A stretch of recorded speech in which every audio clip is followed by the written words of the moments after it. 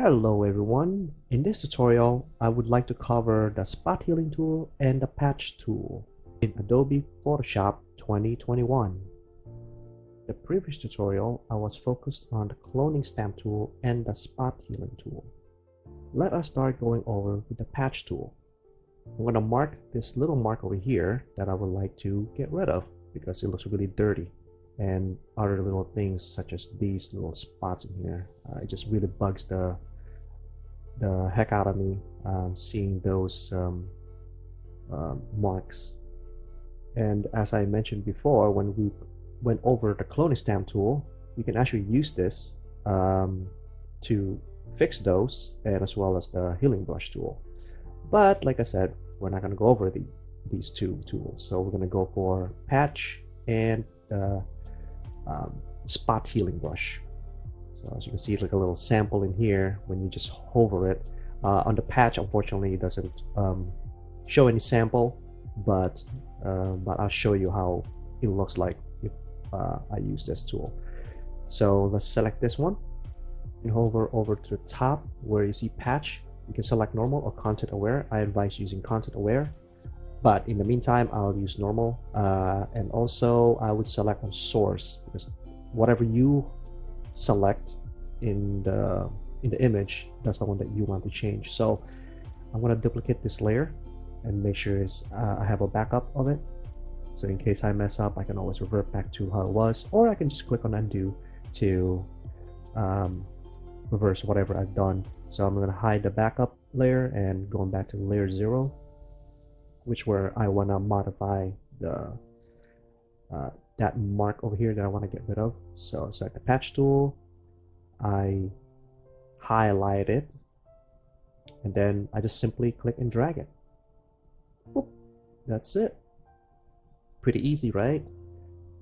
So let's go ahead and clean up some more stuff in here. There's certain things that bugs my eyes. You probably don't see it in the video, but I'm at a higher resolution here where I can see it on my end. So let's go ahead and clean up some more stuff in here using the patch tool. So I'll just pick a different region, make sure the color are the same. And like I said, it's better to right now I'm only using normal mode on the patch selection instead of content aware, because I think it'll be fine. Here's a little example that I want to do. So if I do this, you'll see the kind of the smear it does to the image. So you just have to be careful what you're selecting, or else that's what's going to happen. However, if you use the content aware tool, it'll actually try to compensate or try to correct itself, but obviously there's like a straight line, so it's not going to be as accurate. Now, if some of you guys ask and wonder if using the patch tool is usable to clean up blemishes and the skin, it can, but I wouldn't recommend doing so, which I will provide some samples later once we get forward along with the video. So I'm zooming in here. I'm gonna see if I can clean up some of those hair strands that are over there. So actually I want to use up the spot healing tool this time, so I think I've shown you enough of the patch. So make sure you select layer 0 and go ahead and try to make it a little bigger. So here's a little mark in here in the door, so we can go try to clean that. Now, just one thing that I wanted to mention to everyone out there, the patch tool is not as CPU resource intensive. So if you just like select it, you try to drag that image in there to get rid of it, it's pretty quick. It's not going to really use a lot of resource or computational stuff in your computer. If you use the spot healing tool, the bigger the radius that you wanted to clean up, the more resources your computer takes. So, and plus it's like pretty random. It tries to correct whatever that is in that image that you're trying to correct, that's also surrounding that image, taking a lot of samples from that image. Typically the spot healing tool is already automatically uh, content aware type compared to the patch tool. The patch tool, you can select it to be normal or content aware, but the spot healing tool, it'll actually be content aware automatically. Also, I'd like to point out that spot healing tool is pretty decent when it's fixing parallel lines if it's pretty uniform. However, if it's like a single line and you want to create a straight line out of a single line, it's not so great. So, but you can experiment it, try it out and see what the results gonna be. And in regards to skin retouching, if you want to use the spot healing tool, I wouldn't really recommend it either as well, which I will show you later on in this tutorial when I try to clean up a certain part of the model's face.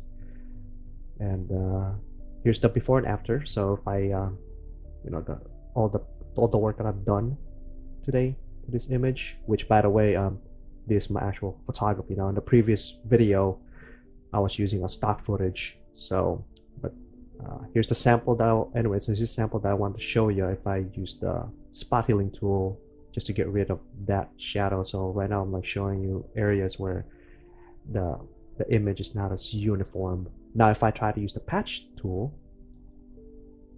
let's go select this part, let's get rid of that dark area over there, try to pick up a different part of the skin. It's a little bit better, but I would still recommend doing the healing brush tool, which you have full control of the actual correction of the image. So just went ahead and undid everything. So I'm gonna go ahead and clean up all these little nooks and crannies in here, such as the strands of hair that I like to clean up.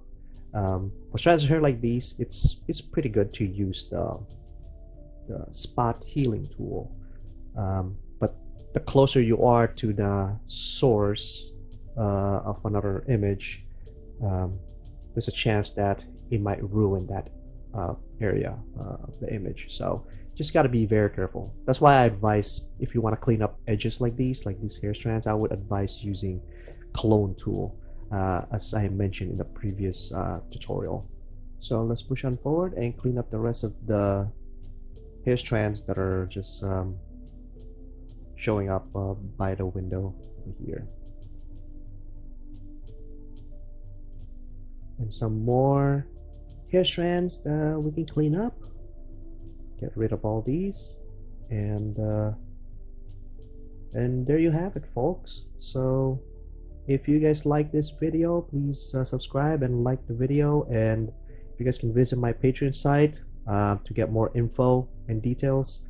Wait till the end of this video, so I would greatly appreciate it. Till the next one, guys. Later.